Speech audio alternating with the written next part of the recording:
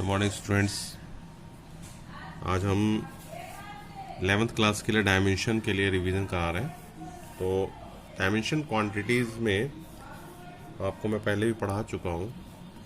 तो इसमें मास जो है उसको हम लोग m से डिनोट करते हैं, ठीक है।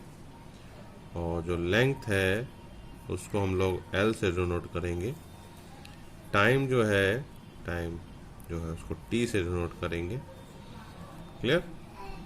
और करंट जो है I, करंट के लिए हम लोग एम्पियर, ये बेसिक यूनिट है, आपको उसको ध्यान रखना है।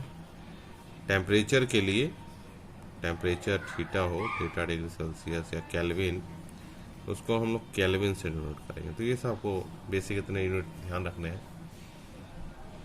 तो जैसे मैं छोटे छोटे यूनिट्स आपको लेके बताता हूँ। जैसे मान लीजिए किसी ने कहा कि डायमेंशन ऑफ डिस्टेंस क्या होगा। तो देखिए, डिस्टेंस आपने पढ़ा है, डिस्टेंस में मीटर होता है, ऐसा यूनिट इसका मीटर होता है।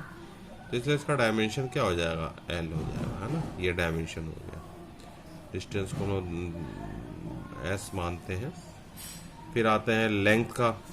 लेंथ का क्या डायमेंशन होगा, अभी बताया था मैंने, एल का। एरिया होता, देखिए अगर आप रेक्टेंगल को लेंगे तो ये लेंथ इंटू ब्रेथ होता है। और लेंथ का जो डायमेंशन है मीटर में है ये, तो एल का क्या हो जाएगा, लेंथ का होगा एल। और ब्रेथ भी यूनिट है एक तरह से, है ना, क्लियर। तो ब्रेथ को भी हम लोग क्या करेंगे, ब्रेथ को भी हम लोग बी मान लेंगे, है ना, सॉरी एल मान लेंगे। तो एल क्या हो जाएगा, एक तरह से एल स्क्वायर, क्लियर। इसी तरह अगर हम वॉल्यूम की बात कर लें, ठीक है, क्वेश्चन 4, वॉल्यूम क्या होता है बताइए, length into breadth into height. Cuboid का वॉल्यूम आप जानते ही हैं क्या होता है, लेंथ ब्रेथ हाइट। तो एल बी एच। और लेंथ का ऐसा यूनिट होता है एल, ब्रेथ का भी होता है एल, हाइट का भी होता है एल। तो एक तरह से क्या हो गया, एल की पावर 3। वॉल्यूम का जो डायमेंशन होगा वो होगा एल की पावर 3, ठीक है, क्लियर। फिर इसी तरह अगर आप और आगे बढ़ें, डिस्टेंस को माने एस, सॉरी डिस्टेंस तो बता दिया मैंने, ये वॉल्यूम है तो उसको आपको ध्यान रखना है। अब आइए स्पीड, है ना, स्पीड आपको पता है, इसको हम लोग डिस्टेंस अपॉन टाइम भी कहते हैं ना।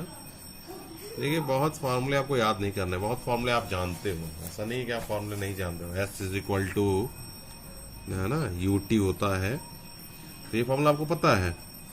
तो एस होता है डिस्टेंस, यू होता है स्पीड, टी होता है टाइम। तो s equal to u t, या आप इसको ऐसा भी लिख सकते हो, s equal to u t plus half a t square. तो जहां ऐसे, अब आप देखो कोई कहे सर ये दोनों फार्मूले में फर्क क्या है, आप खुद बताओ ना, सोचिए ये दोनों फार्मूले में क्या फर्क है, मैं इसको कब लगाऊंगा, इसको कब लगाऊंगा। ये जब फार्मूला लगेगा जब एस्पिरेशन नहीं होगा, ए जीरो होगा। आप इसी में ए जीरो पुट कर दो, ये फार्मूला बन जाएगा। तो हम 10 फार्मूला क्यों याद करें, जब आपके पास ये फार्मूला आपको याद है तो आप कंफ्यूज क्यों होते हो, ठीक है। तो एस यहाँ पे डिस्टेंस होगा, यू स्पीड होगा, टी टाइम होगा। यानी स्पीड का क्या हो गया, यू हो गया एस अपॉन टी। और एस का भी हमने बताया था, एस का होता है एल और टी का होता है टी। तो यू का क्या हो गया, एल टी माइनस 1, ठीक है। तो स्पीड भी आपका निकल गया।